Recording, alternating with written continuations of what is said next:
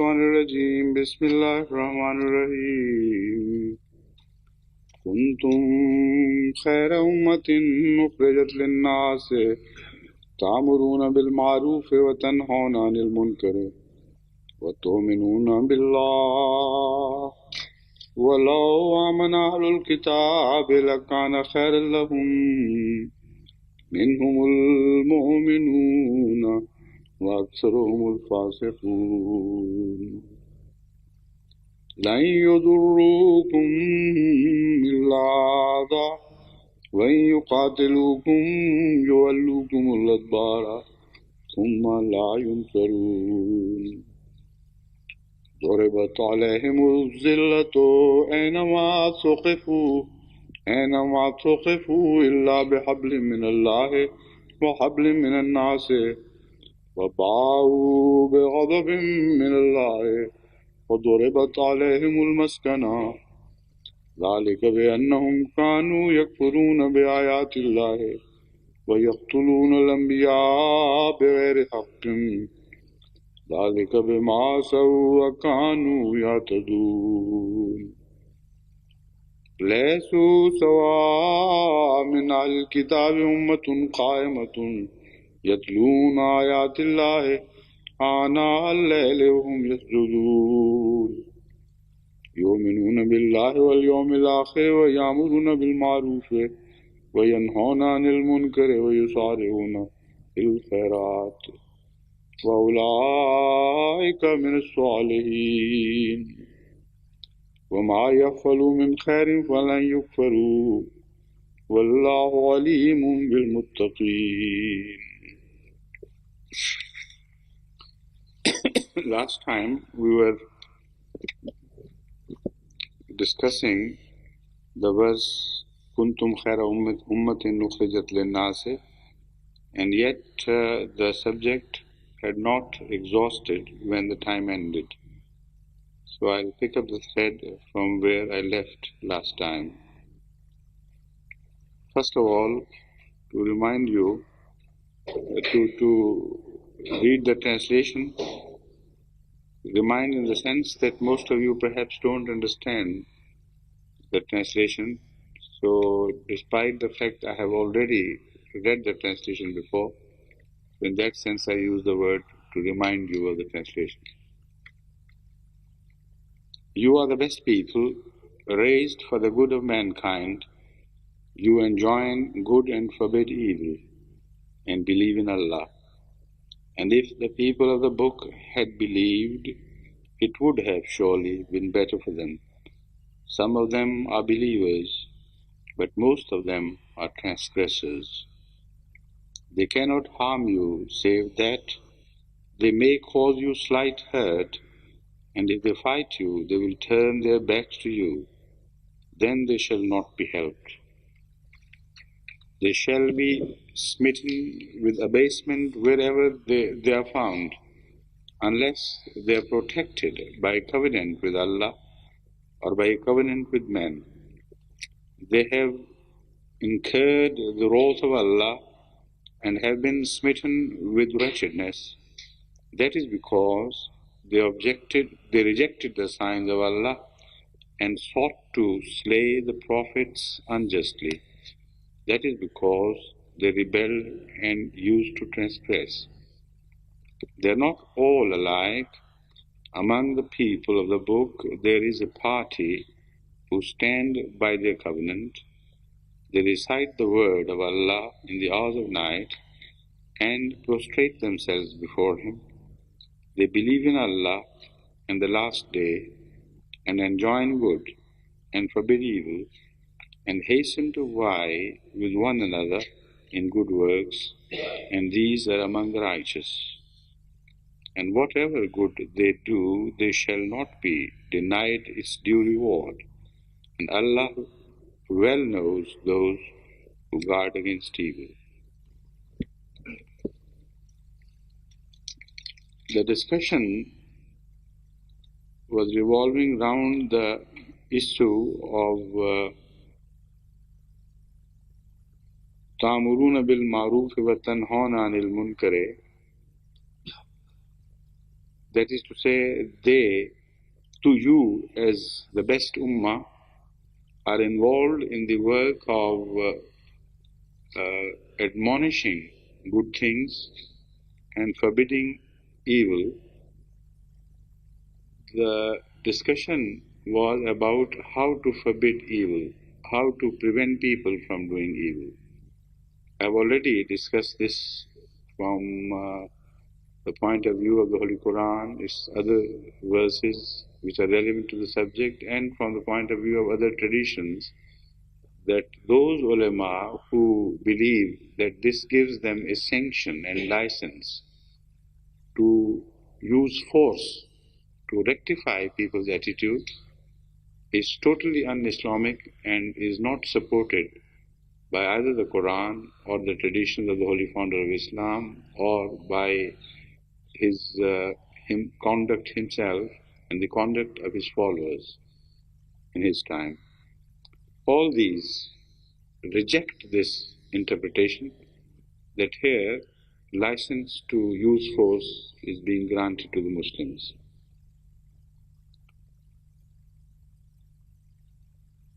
Another issue which is being discussed by various Muslim scholars is the question of why amana, the word amana, has been put in the end of the statement rather than the beginning. Because amana means and they believe, or you, because you are, it's being addressed directly to the Muslims, you believe. They said belief is the beginning of all goodness, and without belief you cannot do anything, and it stands in the order of priority anyway, because elsewhere in the Holy Quran when you read the word amana, it is mentioned before amal salihah. So why there is a deviation here from the established practice of the usage of the Holy Quran and from what we expect it to be? So instead of saying you are the best people because you have believed and because you admonish others to do good things and prevent them from doing bad things, it is said in the end, and also you believe. Some explanations have been forwarded.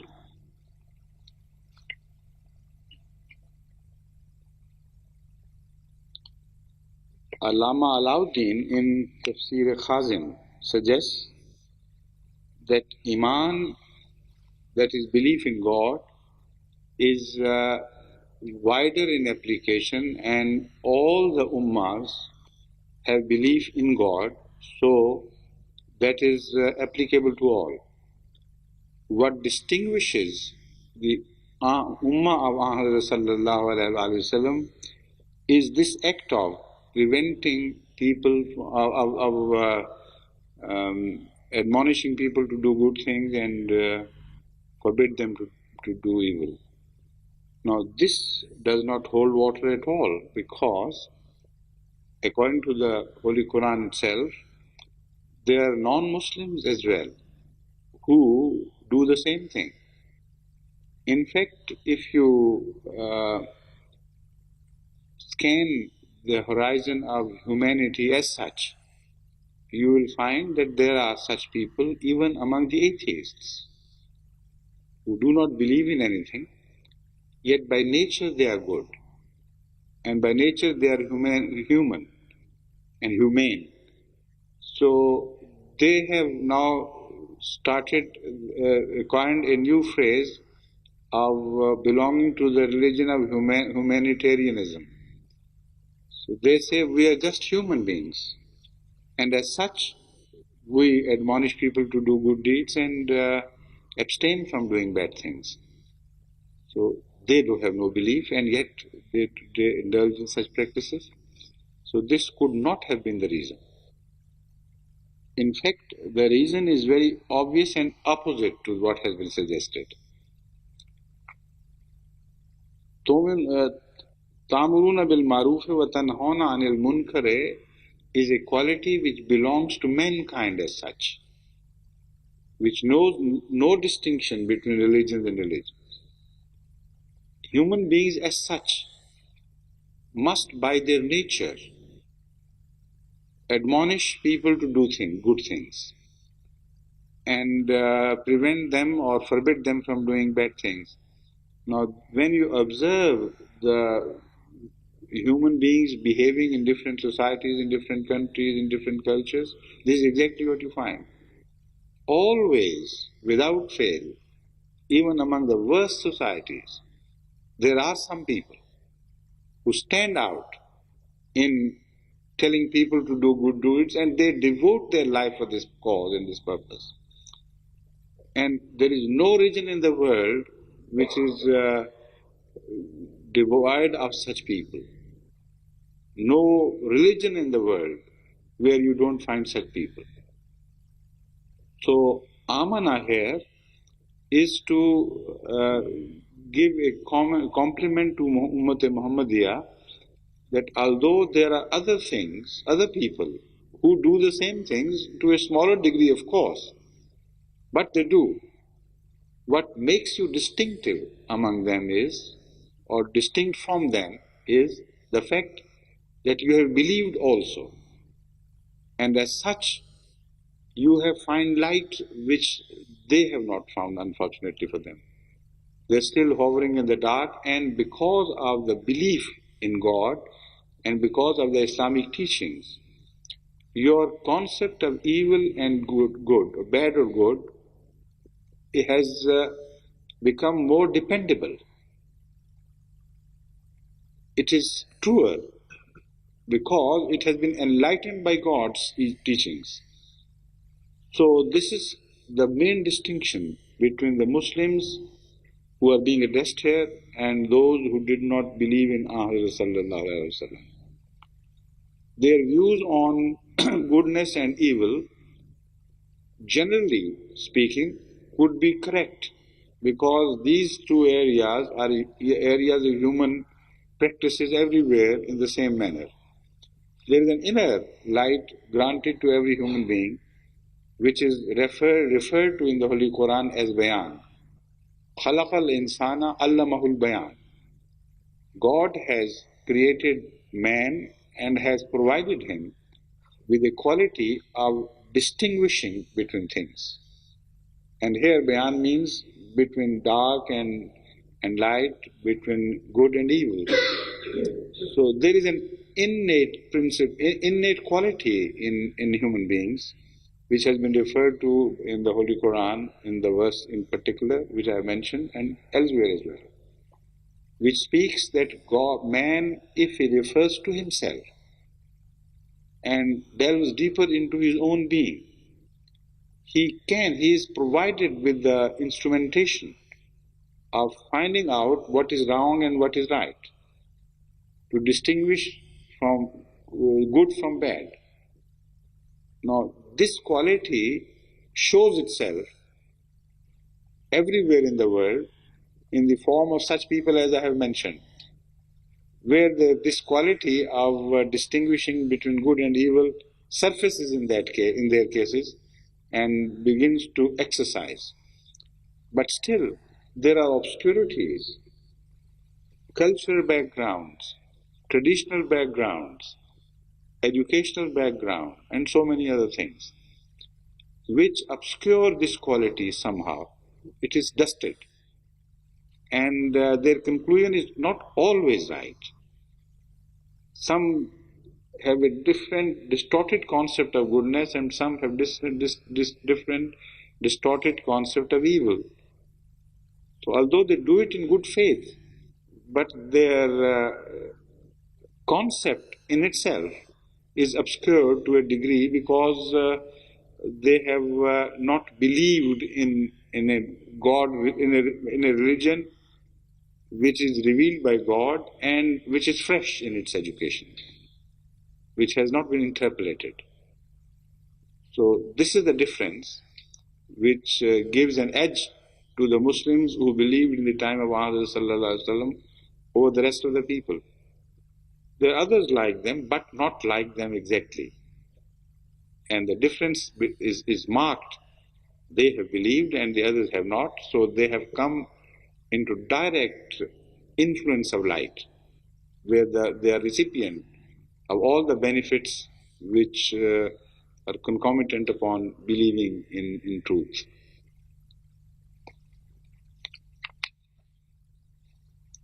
So, this is the same subject being discussed in the same verse. You don't have to wait much further to find the proof of that this interpretation is correct. Immediately, the Holy Quran says, وَلَوْ آمَنَ أَهْلُ الْكِتَابِ لَكَانَ خَيْرًا لَهُمْ. This is in reality the difference between you and the other people of the book. Some of them do good deeds as well as admonish others and all this. Maruf Amr bil Maruf wa Nahi anil Munkar is their common practice. But they lack in belief. So, Lo Amana Ahlul Kitab. Oh, wish it had happened so. Law here is the expression which also has a shade of sorrow about it. We wish they had done it. How sad they have not done it. This is the meaning. If they had believed, they would have also shared this quality of being khaira ummat. Minhumul mu'minuna wa aktharuhumul fasiqun.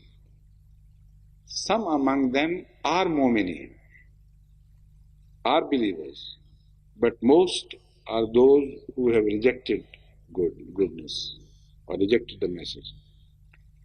This also has become a special subject of discussion. Who are those who are mentioned from among the Ahl Kitab who did believe, and although they are in a minority?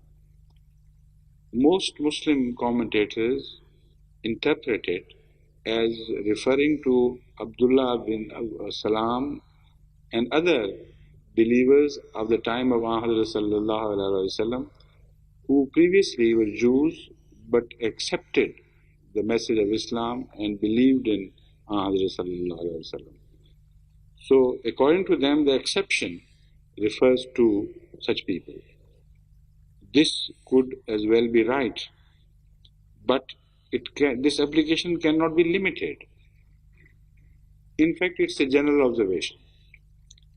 Potentially also, there are always such people in every faith, and particularly because the Jews are being mentioned, among them there are such people who, though in small minority, but are capable of accepting the truth if the message is properly delivered to them. So, although the direct address could be to a few of the Muslims who had got converted from Judaism, but also all the future such Jews as are capable of accepting Islam are being addressed, and they should be included in this. Also, it is possible that the word Amana applies to those Jews who have not heard the message of Islam but who are sincere. And other verses of the Holy Quran also support this view. This is possible because elsewhere it has been clearly mentioned that there are others from among the people of the book who have sincere faith in what was revealed to them. They are true believers in God, and they also believe in the day of resurrection, and they also believe in the answerability, and they do good deeds. So they could also be referred to here as a minor exception among the people of the book. Hazrat Masih Maud alayhi salatu wassalam has thrown a completely new light on this verse or derived a completely new light from this verse and explained it to us in a manner as never before him was this verse explained. Hazrat Masih Maud والسلام, points out to the fact that there are two types of people mentioned in the Holy Quran, Khairul Bariya wa Sharrul Bariya. Those, Bariya means men, Annas. So Khairul Bariya are those who are the very best of the mankind. And Sharrul Bariya are those who are the very worst of mankind. Hazrat Masih Maud has further explained the fact that the Dajjal is mentioned as Sharrul Bariya. And the Dajjal is in fact a people who would have some excellences in the worldly wise regard, but as far as the guidance of God from Allah is concerned, they will turn a blind eye to it. And as such, they will be the sources of spreading many moral evils in the world, and their influence would be extremely toxic for spiritual life. So that is why they are mentioned as Sharrul Bariya. A bad people with bad influence, of course, can be found everywhere in the world, in every period of history, but not with such large influences, not with such supreme power to conquer the whole world and spread their evils to all the world. So in that respect, they have become the Sharrul Bariya. Hazrat Masih Maud has commented on this verse by pointing out that apart from the accepted meaning that ukhrijat kuntum khayra ummatin ukhrijat linnas, you are the best of the ummah which was ever created for the benefit of mankind, it should also be understood to mean that you are the best of the people sent for the rectification of the worst of the people. Here, Annas would refer to Sharul Bariya. So, pitched against the worst of the people. And therein lies the proof of the Muslims being the best. Those who have been created to rectify the worst evil that was ever to befall mankind, obviously they are the greatest people. Because if you cure a small ill, you have entitlement to be called a sort of physician. But if you cure all ills, and the worst among them, cancer and rabies and this and that, then of course you stand out among the physicians as the very best. So Hazrat Masih Maud has pointed out that therein lies the proof, because although there were other people sent for the sake of people, and you can't deny that, all the prophets created such ummahs as were created for the sake of people. But they never were confronted by evil of such large magnitude as would encompass the entire earth. And such evil encompassing the entire earth, demanding a people who were also sent for the whole mankind, a religion which encompassed the entire universe, and as such, who would reach them wherever they are, who would follow them and rectify the evils and confront the evil. So in this sense, this verse is for the first time understood by Hazrat Masih Maud under light and guidance from God to mean that Annas here are the Dajjal, the Antichrist, and Khaira Ummat is followers of Islam. Again, the following verse should be interpreted in the light of this. If Dajjal are mentioned, then why should there not be a reference to Dajjal and suddenly the Holy Quran should start speaking of Ahle Kitab? This means Dajjal has to be from among them. This is the latter period of Ahle Kitab which is being mentioned. And it is said that although you will be confronted, but instead of continuously rejecting the message and offering yourself to be recipient of God's wrath, it would be much better if you submit and accept the message of Islam and believe in this Prophet. Therein therein lies your falah or redemption.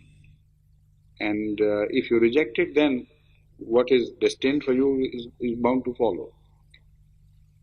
Here,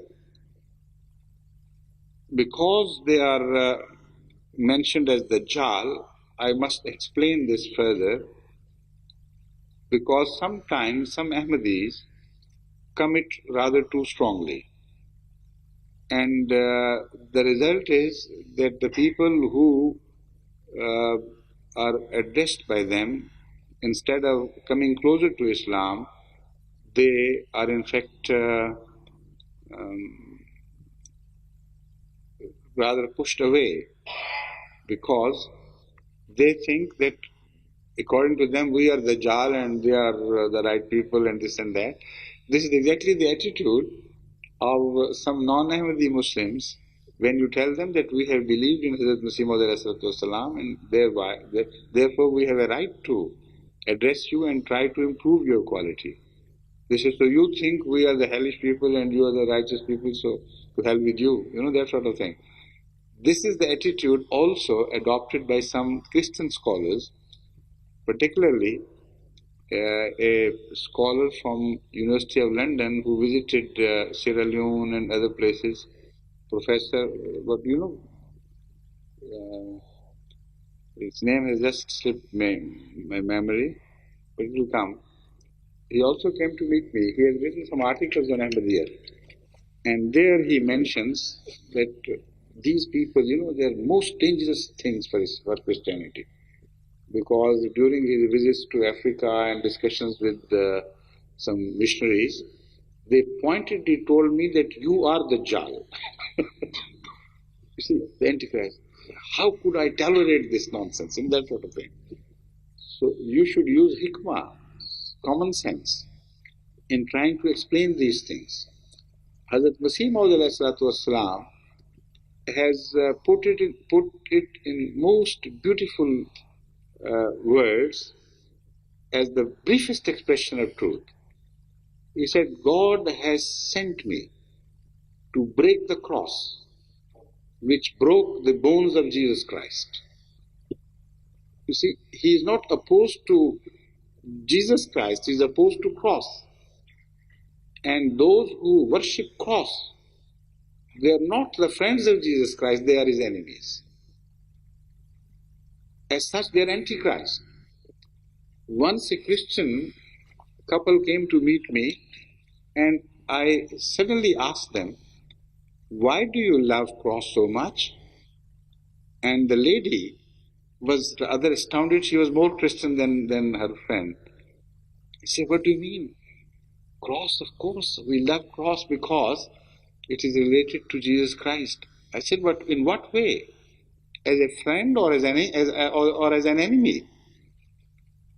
Cross was the enemy of Jesus Christ. Can you ever conceive a situation where somebody murders your dear ones, or your father, or anybody very closely related to you, and you get the weapon of murder in your hand, and from then on you go on kissing and loving the weapon of murder and embracing it close to your heart and saying, this is something, I must worship. It murdered my dear one. I said, what nonsense. So she said that, look here, for the first time, that this new angle has been presented to me. Right from my childhood, I was told to love cross and worship cross, and I never thought of it, that this is the enemy of Jesus Christ. Why should we love that enemy? And so I will think it over. So I hope she has by now thought it over and understood the message. But Hazrat Masih Maud has put it so briefly and so concisely and so beautifully by pointing out that I have come to break that cross which broke the bones of Jesus Christ. So those who love the enemy of Jesus Christ, how could they be true Christians? They are bound to be antichrist. And those who love Jesus Christ, they hate that cross which not only hurt his body but also his faith. A monotheist, totally devoted to the worship of God and purely devoted to the worship of God, is through, again, the agency of this enemy, is being worshipped as Son of God. So cross is the first enemy and the prime enemy. And as such, we confront not Christians, but this enemy of Christianity and this enemy of Jesus Christ.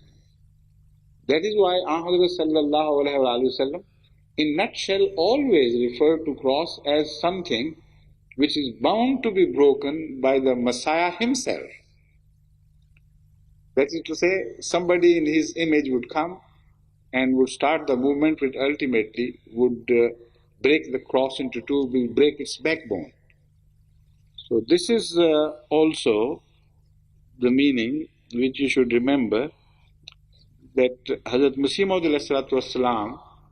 is the only one in the world of Islam who was enlightened by God in this regard, in this respect. So An-Nas here are Ad-Dajjal, and Dajjal in the sense they have, because they have destroyed the true image of Jesus Christ, and because they have destroyed the true message of Jesus Christ, so we claim not to be the enemies of Christianity or enemy of Jesus, peace be upon him, but we claim to be greater friends and greater followers of Jesus, and greater friends and greater followers of Christianity in its purity. This is the attitude which we should adopt. And this is exactly the correct attitude. Again, there are other discussions on this issue.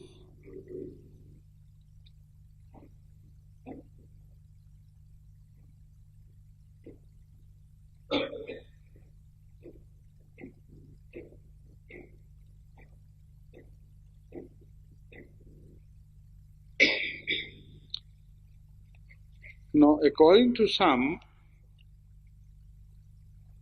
as is pointed out, some said Iman, faith is common among Muslims and all others, and the two things, Amr bil Maruf and Nahy anil Munkar, are the distinctive features. Imam Razi and some others reject this view, as I have already rejected, but I have pointed out to something which has not been pointed out by them earlier. They took a different view. They said they are three things together, and they make the distinction all put together. Of course, they're all together, but the question being discussed was, why was Iman mentioned in the end rather than in the beginning? Here, Imam Razi points out that Qifal hai naam? Yes. Qafal is one of the commentators. He has taken the view that the distinction of the Muslims, as mentioned here in this verse, is that the Muslims believe in force, in the employment of force in rectifying other people, and the others do not believe in such things. So this is the grand distinction of Islam, that for the first time in the history of religion, it gives permit to its followers to forcibly correct others and to use sword to spread the message of Islam. Now, these are the people who have provided the enemies of Islam with such potent weapons which injure the face of Islam and in fact render it so unacceptable to the modern world that they can't think of a religion which uses force or believes in force to be used in the spread of its message. And there, when you read it, you'll be surprised to find that others also have joined forces with him, like Mufti Muhammad Shafi of modern times, Awqadwa, Mufti Muhammad Shafi Awqadwi, and they exult in this loudly by pointing out, look here, this is Islam. All other religions fail to understand the beauty of use of force, while Islam has taught us that go ahead and use sword to destroy your enemy and to spread the message of Islam and to prevent people forcibly from doing bad things. They have forgotten one thing, that according to the Holy Quran, although according to them earlier religions missed this point, I believe they did miss this point, no doubt about it. But according to the Holy Quran, the enemies of prophets did not miss this point. So if it is a beautiful point, this was always adhered to and well understood by all the enemies of prophets. Because when you read the history of the prophets from the Holy Quran, you'll be surprised to find that wherever the enemies of truth are mentioned, they are presented as believers in use of force to change ideas, without fail, without exception.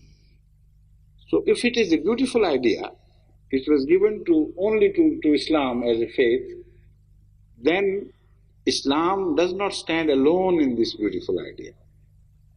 Islam, unfortunately, then has to be bracketed with all the enemies of truth, who, according to the Holy Quran, according to this unrejectable testimony of the Holy Quran, always, without fail, invariably, preached this idea to others, that we are, as powerful people, have a right to destroy the opposite views by force and make them understand what truth is.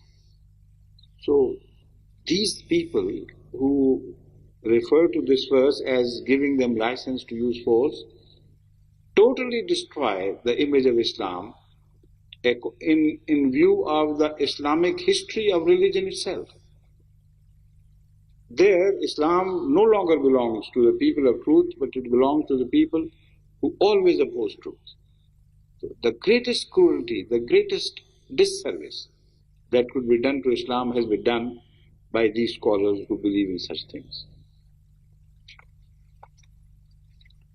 Moreover, when you follow the Quran, follow this verse by the verse, when you read the verse which follows this verse, then you're surprised to find a completely different image emerging, which would not permit you to interpret this verse wrongly.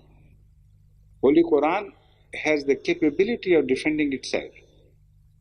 So you can't attribute to it a wrong idea without another verse coming to confront you and rightly protecting the true meaning of the Holy Quran. So no verse of the Holy Quran is single. It is always found in doubles and trebles, where other verses come to the support of a verse which has been maltreated and misunderstood. The verse following says, لَن يُزُرُّكُمْ إِلَّا أَذَى. They are using force, not you. But don't fear. When you start speaking of good things and admonishing righteousness, and when you start talking of preventing people from bad things, it is not you who are going to use force. It is your enemies whom you address, who will begin to hurt you then. لَن يَضُرُّكُمْ إِلَّا أَذًى, but we assure you that they will only hurt you superficially. They will not be able to suppress your message with force. So immediately force is relegated and attributed to the other side, not to those who admonish others. وَإِن يُقَاتِلُوكُمْ, it doesn't say that you start war against them. It says إِن يُقَاتِلُوكُمْ, if they pick up fight with you and they attack you, يَوَلُّوكُمُ الْأَدْبَارَ ثُمَّ لَا يُنْصَرُونَ, they will turn their backs upon you, they will be defeated and routed, and there would be no one who would help them. So the picture painted here is not of Muslims initiating a war in performance of their duty of Amr bil Maruf and Nahi anil Munkar, but as they do it, according to the Holy Quran, the opposition would start using force, and when they do it, they should not be afraid of them, then God will help them.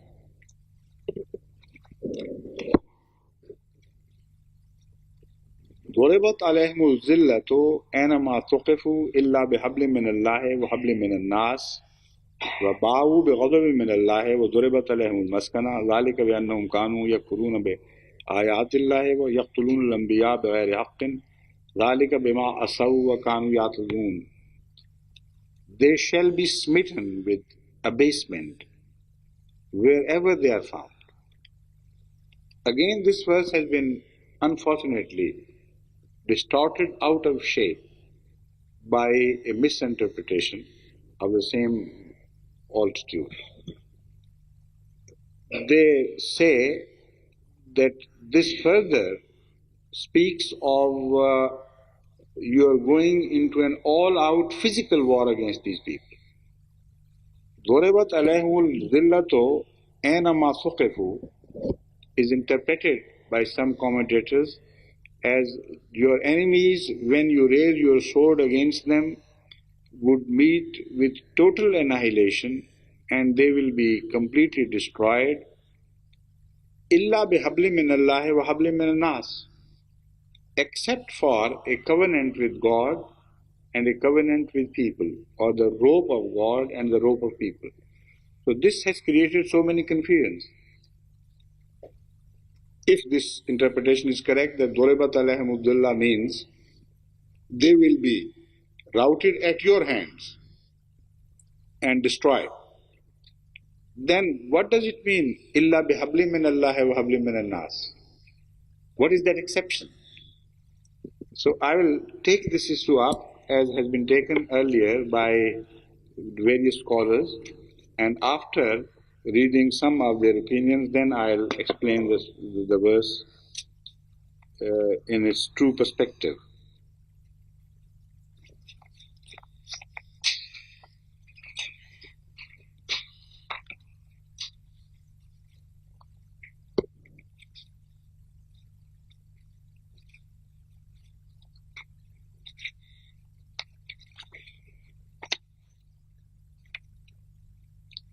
Yes, one thing I must mention here is Tafsir Ibn Arabi.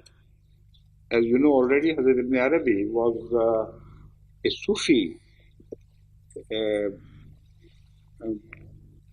saint in Islam, who was Sufi in the sense that he delved much deeper into the meanings of the Quran and the Hadith than the ordinary scholars of his age. And he expressed some of his opinions critically. So as such, he is mentioned as one of the greatest Sufis ever born in Islam. But because he was a very pious man, not only a scholar, but extremely holy person, so there you find a very distinctive light in him, which is found elsewhere as well, ordinarily, but not with such brilliance, as in the case of Hazrat Ibn Arabi. Commenting on this verse, he does not even remotely mention the use of force. On the contrary, he says, तुम सबसे बेहतर उम्मत हो बवजह तौहीद परस्त होने और अदल पर कायम होने के, क्योंकि अदल खुदा का साया है. You stand out among all the people because you stick to absolute values of justice. What a beautiful comment it is. It leaves no room for any interpretation which would have us believe that license to use force is granted here in this verse. Adal does not side with any religion or any people or any race. Adal belongs to God, to whom everything is just equal when the dispensation of justice comes. So Adal is balance, where the rights are equal, have to be equal. So how could it be possible that this verse should speak of Adal and grant Muslims a right bigger than their opponents and so different from the rights given to other people in the world? Now look at this concept of use of force and relate it to their concept of qatl-e-murtad. Those who apostate, become apostate and change their faith, renounce Islam, what should be the treatment according to Islam? This one and the same thing. The concept of use of force in spread of message and concept of stopping people from changing their faith is virtually the same thing. Now this concept is so heinous and ugly and based on such injustice, it is unbelievable that a religion like Islam, which lays such strong emphasis on total and absolute justice, should be interpreted so crookedly by some followers of the same religion. You see, it means that according to Islam, Muslims have every right to change the faith of the people everywhere in the world by the spread of message, or if they have power enough, strength enough, by killing people who refuse to accept the message, and by putting them to sword because they fail to understand. Islam gives this right to all, to Muslims everywhere in the world. And Islam takes away the right of every other faith to treat those among them who accept Islam and renounce their religion. So what sort of other that would be? That according to God, Islam has got the distinctive right of forcing people's views, and no other religion has a right to force the views of Muslims. If they convert a Muslim into a Christian, he would be murdered. If Muslims convert a Christian into Islam, into a Muslim, they have no right to murder such a person. What sort of justice that would be? So Hazrat Ibn Arabi has pointed out to some fundamental basic feature of Islam which rejects all such attempts and frustrates all such attempts, as would misinterpret this verse, by pointing out that this here, the distinction belongs to Islam being the most just religion, most equitable religion. And he refers to another verse of the Holy Quran which speaks, وَكَذَلِكَ جَعَلْنَاكُمْ أُمَّةً وَسَطًا. Look here, we have created you a people who situate right in the middle. And this, according to Ibn Arabi, has also been translated and interpreted by other great scholars as absolute justice. Ummatan wasatan means a people who are founded on absolute justice. So any interpretation of the Holy Quran which is against the concept of absolute justice must be rejected outright without any hesitation, because that meaning could not have belonged to the Quran and it has no right to be there. The Holy Quran says, وَلَا يَجْرِمَنَّكُمْ شَنَانُ قَوْمٍ مذہبی لحاظ سے अनसद्दुकुम अलैहि एक और भी जगह है मजहबी दुश्मनी की वजह से. There is a verse of the Holy Quran which says, this also belongs to the same religion, that even if there are people who have been your enemy in religion and who have been wrongly treating you because of religious differences, when you come to power to dispense affairs, then we admonish you always stick to absolute justice. And the memory that they have been wronging you because of the difference of faith must never permit you to incline towards injustice. This is the absolute teaching of Islam. So any translation or interpretation of the Holy Quran which is contradictory to this fundamental must always be rejected and rejected outrightly.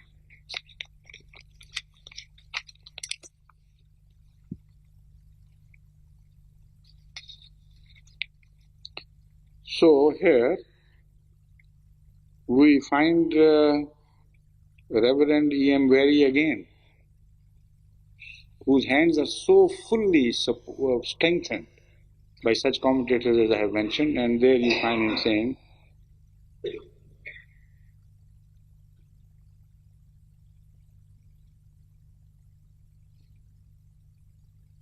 I think this is the wrong excerpt. Well, I have already read out that excerpt from him, which basing on these statements of the Holy Quran and the commentary of some Muslim scholars, exults from the fact that this is Islam, which believes in the spread of message and changing the ideas of the people with the help of sword, and this is totally rejectable to sinner section of humanity.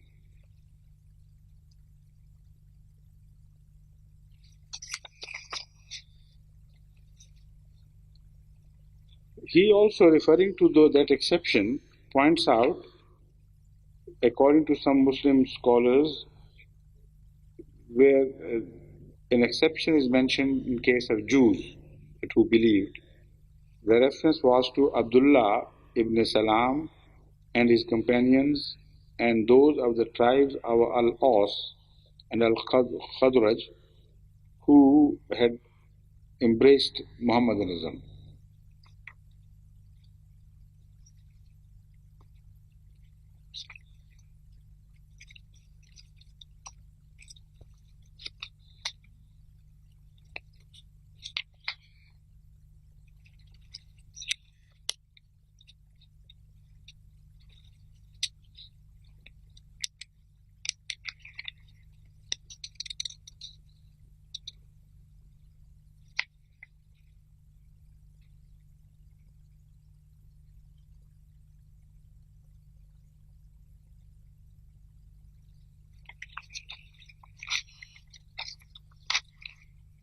Now, Durabat Alhamdulillah, this is the verse which we are now discussing. Tafsir Razi, Tafsir Kabir Imam Razi.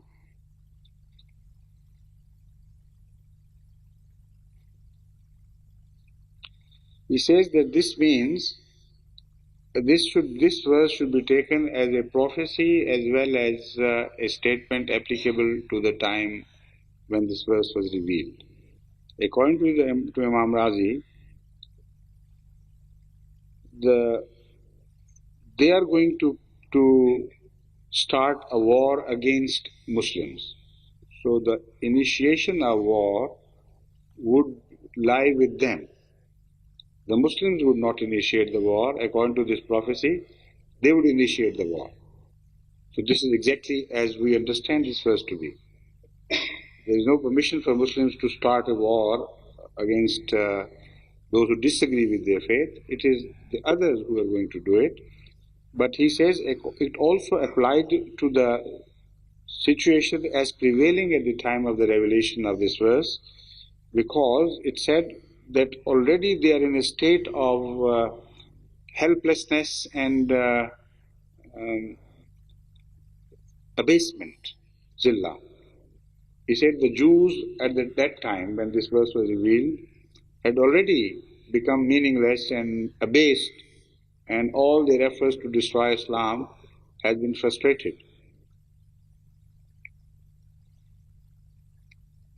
But also he mentions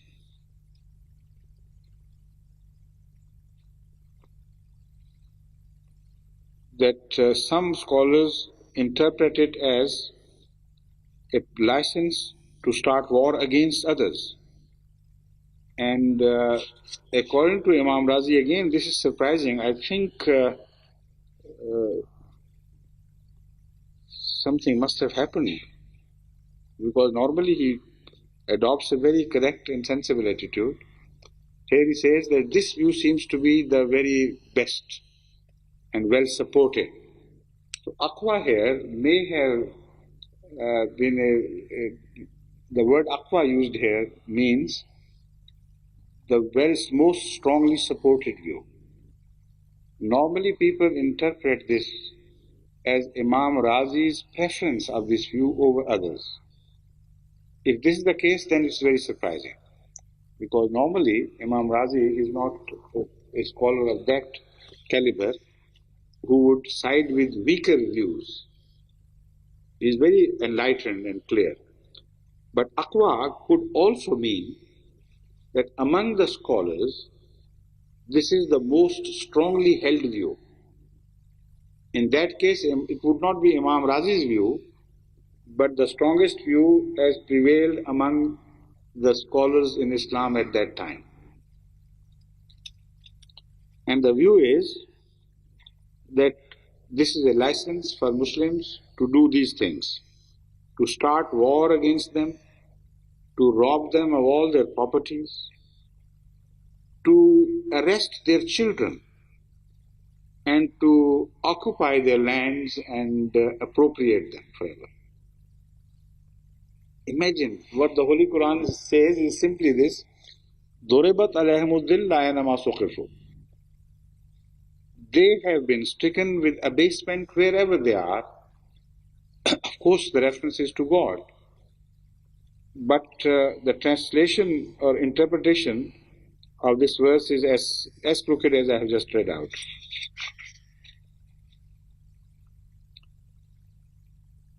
Now the question arises, if this is so, if this interpretation is correct, then how would you understand the word habl and hablullah and hablun nas? What does it mean?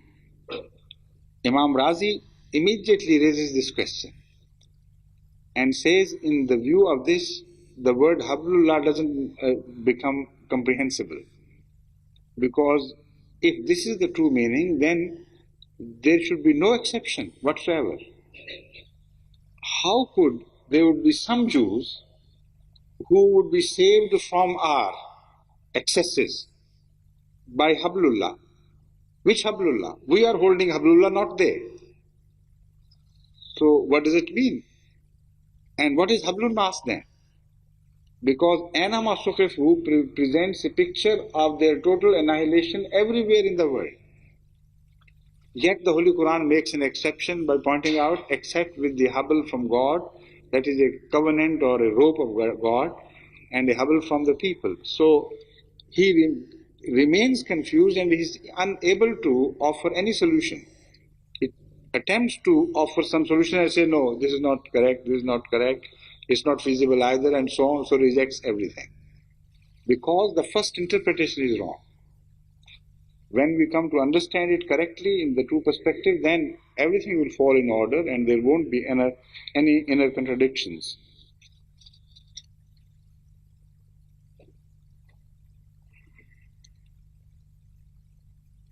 For instance, he points out, I'll quote from Imam Razi.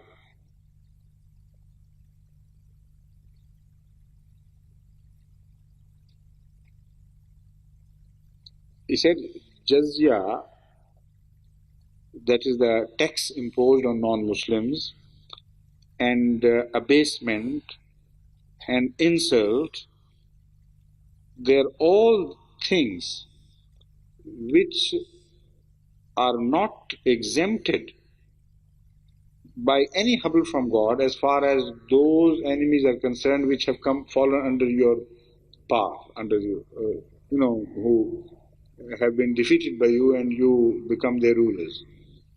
So he said, if this is the meaning, then hablullah is inexplicable. We can't understand what it means.